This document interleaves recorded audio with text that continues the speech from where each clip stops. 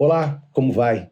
Bem-vindos ao FMP Law. Hoje o tema Juiz de Garantia. Como está a implementação no Rio Grande do Sul, depois do julgamento pelo Supremo Tribunal Federal? Estamos recebendo o Dr. Rodrigo Brandalize, que é professor aqui da FMP, na graduação, no preparatório, promotor de justiça do Ministério Público do Rio Grande do Sul, e alguém que, de fato, está estudando o tema e também é doutorando em Direito. Doutor, um prazer recebê-lo no FMP Law, bem-vindo. O prazer é todo meu, sempre uma satisfação poder estar aqui na FMP conversando sobre questões relacionadas ao processo penal, que é o meu tema de preferência, ainda mais um assunto tão presente na nossa realidade atual, presente pelas discussões, mas ainda em fase de formatação, ainda em fase de implementação. O Rio Grande do Sul, por exemplo, ainda não tem implementada a figura do juiz de garantias, em que pese a necessidade já determinada pelo Supremo Tribunal Federal. E aqui a ideia é passar um pouco do que foi a decisão do Supremo, do que é a figura do juiz de garantias, para que a população conheça, os nossos alunos aprendam mais sobre isso. Inclusive, já fiz propaganda para as minhas turmas de que estaria aqui conversando sobre isso, porque é tema de aula também, é matéria de aula. Então, a ideia é passar um pouco mais de informação acerca desse tema. Muito bem. O professor Rodrigo Brandalize, pacote anticrime, né? Institui o juiz de garantia, Isso. Que na prática é uma mudança no processo penal. Exatamente. O pacote anticrime, que ele veio em 24 de dezembro de 2019, ou seja, foi um presente de Natal para o mundo jurídico. No apagar das luzes. No apagar das luzes daquele ano de 2019. Ele trouxe várias modificações, e foram modificações bastante importantes nas três áreas do processo, das ciências criminais, né? O processo, o direito penal propriamente dito e a execução penal. No processo penal, ele trouxe, então, a figura do chamado juiz de garantias. E por que essa figura é de importante impacto dentro daquilo que ela causou no processo? Porque ele passa a prever, o processo penal brasileiro passa a ter hoje a figura de dois juízes. Um juiz que é responsável pela atuação na fase de investigação e outro juiz que será responsável pela produção da prova no julgamento. Ou seja, independentemente da extensão do processo, nós teremos, na verdade, dois juízes trabalhando. Um para a investigação e outro a partir do momento em que o Ministério Público oferece a denúncia. Haveria mudança. Denúncia que, no caso, é a acusação. O detalhe interessante é o seguinte: houve a previsão da criação desses dois momentos de atuação, que a doutrina chama, inclusive o professor André Maia chama de competência funcional, muda a função, muda o juiz. O detalhe interessante em relação a isso é que o código, quando foi alterado, previu para todas as possibilidades de processo, menos as do juizado especial criminal. O STF, quando julgou a ADIM relacionada a esse assunto, ampliou as exceções. Então, hoje, por conta do STF, nós temos que não haverá, veja bem, não haverá juiz de garantias nas infrações de menor potencial ofensivo, juizado especial criminal, nos processos do júri, na violência doméstica, nos crimes relacionados à violência doméstica e nos crimes de competência originária dos tribunais. Por exemplo, promotor de justiça que é processado perante o Tribunal de Justiça, juiz de direito que é processado perante o Tribunal de Justiça, governador perante o Superior Tribunal de Justiça, deputados perante o STF, eles não terão juízes de garantias, sob o fundamento de que, neste caso, assim como acontece no júri, o julgamento é colegiado e o STF entendeu que, quando estiver presente um colégio, não haveria necessidade. Agora, na normalidade dos crimes, roubo, estupro, furto, extorsão, lavagem de dinheiro, esses crimes terão essas duas figuras. Um que é o juiz de garantias para a investigação e outro que é o juiz de julgamento. E aí sim, para a sentença. O que pensou o legislador nesse momento em criar essa figura do juiz de garantia? Essa é uma discussão que já existia desde mais ou menos 2010, quando houve uma apresentação de uma criação de um novo Código de Processo Penal. E o principal argumento que é defendido em relação a essa figura é de que tendo um juiz que trabalha na investigação e um juiz diferente que trabalha no julgamento, haveria uma maior imparcialidade do juiz, especialmente do juiz do momento da sentença, o juiz no momento do julgamento. A ideia, segundo o legislador e segundo a corrente que sustenta a necessidade do juiz de garantias, se protege a imparcialidade do juiz. Ele não estaria viciado por já ter conhecido toda a investigação previamente. Eu, particularmente, tenho algumas dúvidas em relação a isso, porque, apesar de, conceitualmente falando, nós termos a divisão de juízes, quem me garante que o juiz do julgamento já não será influenciado pelas decisões do juiz de garantias? Então, mas, enfim, eu particularmente entendo que talvez esse não seja o argumento que sustente. Na minha opinião, passa a ser uma opção. É uma opção do legislador brasileiro. O Estado brasileiro quis ter 2 juízes para ver se efetivamente vai haver uma mudança na qualidade do processo penal brasileiro. Espero que haja, porque efetivamente está implementado. Isso o tempo vai nos dizer. Porque a gente pode fazer também a seguinte reflexão. Bom, o juiz que melhor está inteirado do caso não vai ter uma decisão mais adequada do que alguém que pega no meio do... São várias questões aí, porque quem sustenta a necessidade do juiz de garantias vai na linha do que eu te falei. Quem não sustenta, quem entende que não haveria necessidade, apresenta diversos outros argumentos, como, por exemplo, quem conhece melhor sabe melhor decidir. O juiz, ele é preparado para exercer uma decisão, ou seja, ele tem a compreensão do que é a investigação, do que é processo, do que cada uma das provas se justifica e se apresenta dentro do processo. O juiz é treinado para decidir. Ele é uma pessoa com qualificação para isso. Então, eu tenho certo receio de que haja uma ideia de querer tutelar a atividade judicial através de um argumento que, para mim, talvez, e foi o exemplo que eu usei, é o mais difícil de impedir. O juiz pode ser influenciado por qualquer motivo. O juiz pode ser dito influenciado por qualquer motivo. O que a gente tem que exigir do juiz é que ele saiba exercer a sua função. Medo de influência, até ontem, até nas aulas, melhor dizendo, eu costumo dizer para os meus alunos: todo juiz leva filho para a escola, todo juiz em algum momento da vida pegou ônibus, todo juiz enfrenta problema quando dá uma chuvarada em Porto Alegre e a luz não aparece, todo juiz enfrenta problemas da vida real. Eu não posso tirar o juiz desse contexto. Bem, a questão é saber se ele está preparado para, quando chamado a decidir, ser considerado imparcial. O que o legislador brasileiro está dizendo, o recado que o legislador brasileiro está dizendo é: o legislador brasileiro falando, nós de uma certa forma, talvez não achamos que os nossos juízes sejam imparciais. Isso só o futuro vai nos dizer se essa mudança trouxe alguma questão significativa ou não. Pois é, isso só a prática vai revelar. Só a prática vai revelar, exatamente. Mas algumas coisas a gente já pode ir conjecturando, né? Isso. E pontuando. Por exemplo, a estrutura e o número de magistrados. Bem, isso é uma situação que possivelmente possa causar um impacto no futuro. Quando lá atrás, 2010, houve a primeira sugestão de criação dessa figura, a Associação dos Magistrados do Brasil fez um cálculo dizendo que haveria um forte impacto orçamentário dentro do Poder Judiciário brasileiro.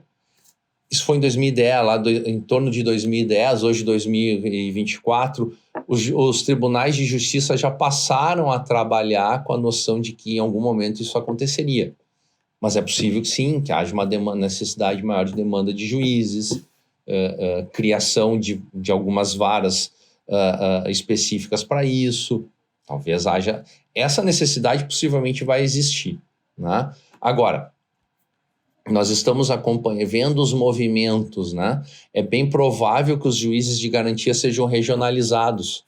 O juiz de garantias, hipoteticamente falando, talvez o juiz de garantias que trabalha na comarca de Marau não seja um juiz de Marau, seja de outra cidade. Sim. Porque também não há como botar um juiz de garantias para cada comarca. Seria duplicar, basicamente, Sim. o número de juízes que nós tenhamos hoje. Também passa por aí algumas questões relacionadas a esse tema que nós estamos aguardando, como eu comentei antes, ver como o Tribunal de Justiça aqui do Estado do Rio Grande do Sul vai se posicionar quanto à sua implementação. Mas, por enquanto, não tem nenhum movimento ainda. Quer dizer, externo, pelo menos. Exatamente. Assim, a gente sabe, por conversar com os juízes, enfim, que sim, que o tribunal está pensando nas alternativas. Mas é um quebra-cabeça. Né? Não é imaginando, assim, como é a estrutura do Poder Judiciário, não é uma situação fácil de se resolver. Bom, aqui no Rio Grande do Sul, então, a gente pode dizer que está em fase de planejamento. Está em planejamento. Que estados implementaram efetivamente? Ou estão tentando? Concretamente, eu conheço uma situação que é na comarca de Rio do Sul, Santa Catarina, que seria assim não vou chamar de projeto piloto, mas é uma iniciativa que o tribunal de lá teve para justamente ver como funciona. É muito mais fácil, e aí eu acredito que eles mais ou menos devem ter pensado da seguinte maneira: é mais fácil nós controlarmos e vermos o problema numa região para já começarmos a preparar as dificuldades que isso pode nos causar para a implementação futura. Acredito que dentro da estrutura de Santa Catarina, Rio do Sul seja uma comarca de porte médio, ou seja, ela é mais tranquila. Imagina, por exemplo, começar na capital, Florianópolis, onde há um volume maior de serviço, há um volume maior de demandas, talvez seja mais o controle, vamos dizer assim, da atuação seja um pouco mais dificultado. Acredito que seja esse o motivo da escolha, ser possível um acompanhamento melhor da evolução da figura do juiz de garantias para depois passar a ampliar as comarcas. Eu não sei se no Rio Grande do Sul vai ser feito a partir de uma ideia de uma comarca ou de uma determinada atuação de várias criminais. Aí isto vou ficar te devendo. Eu conheço a situação de Rio do Sul. Tá? Sei que outros estados já estão se movimentando para a implementação. Ouvi uma notícia que eu não tenho como te confirmar, de que um Tribunal Regional Federal já teria implementado, mas essa eu confesso que eu desconheço. É só, por enquanto, testemunho de ouvir dizer. Sim. Enquanto promotor de justiça, vai impactar no tempo de andamento do processo? Esse é um receio que nós, promotores de justiça, temos, né? Que a presença do juiz de garantias acabe não agilizando, mas retardando determinados processos. Mas aí, Zanuso, como a gente conversou antes, tem o receio e tem a realidade da vida, que essa ainda não nos apareceu. Porque qual é o principal receio em relação a isso? Na medida em que nós temos dois juízes que vão trabalhar de maneira diferente, e veja só, se houver uma regionalização, o juiz de Passo Fundo é o juiz de garantias de Marau, Casca, Espumoso, Soledade. Esse juiz de Passo Fundo vai trabalhar para juízes que talvez ele nem saiba quem é o próximo, né? Porque Casca, por exemplo, é uma comarca de um juiz só, fica fácil. Agora, Amaral já tem 2, Soledade tem 3 ou 4. Então, as decisões que ele vai dar serão proferidas por um juiz que ele desconhece no futuro. E quando o promotor que trabalhar dentro dessa investigação também vai ter que trabalhar pensando no juiz de garantias e no juiz do futuro. E aí talvez haja uma necessidade maior de recursos, haja uma dificuldade maior de tramitação de processos, que aí a gente vai ter que aguardar o dia a dia funcionando. Pois é, agora eu fiquei curioso. Como pensar em 2 processos praticamente? Isso vai demandar uma readequação do nosso pensamento em relação ao processo, porque de fato a realidade ela vai ser posta, como eu te comentei. Só que relembrando, né, não teremos juiz de garantias nos processos dos tribunais, do júri, violência doméstica e infração de menor potencial ofensivo, para que quem nos acompanha tenha essa informação também presente, né?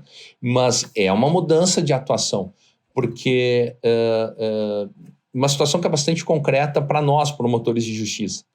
O promotor de justiça que atua na investigação pode continuar atuando no processo.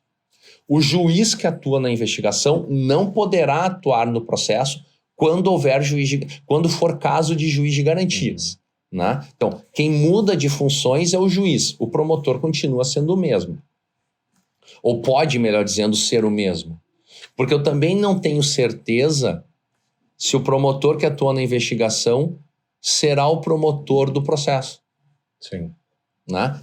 Vou voltando ao meu exemplo. Eu tenho o juiz de garantias em Passo Fundo. E eu tenho o juiz de julgamento que estará em Casca e outro juiz de julgamento que estará em Marau. Necessariamente será o mesmo promotor que atua nas garantias que também estará em Marau? Também não sei ainda. Né? Será o mesmo que estará em Casca? Também não sei ainda. Porque tudo vai depender, e aí voltamos, da maneira como o judiciário vai se organizar.